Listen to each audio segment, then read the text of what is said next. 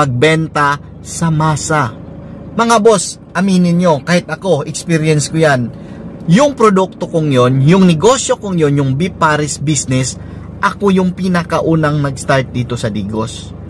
At ang mindset natin noon bilang baguhang negosyante, malamang nagawa mo rin to, ang kadalasan nating ginagawa pag mga baguhan, kailangan magbenta sa masa, ibenta sa masa, babaan yung presyo, wag mong magpresyo ng malaki, ha? Dapat mababa lang yung kayang bilhin ng kahit sino, yung kayang bilhin ng masa.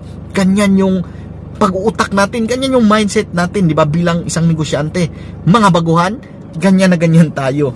Dapat yung presyo natin abot kaya, kahit isasakripisyo natin yung kita natin, kasi marami kasing nagpayo sa atin Hindi ko lang alam kung sino, pero lagi kong naririnig to na magbenta sa masa. Dapat marami kang benta, marami kang benta.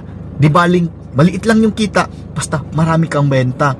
Yan yung pinakamalaking pagkakamali mo ng isang baguhang negosyante, yung magbentang sa masa. Kahit isakripisyo mo yung presyo ng produkto mo, kahit maliit na yung markup mo,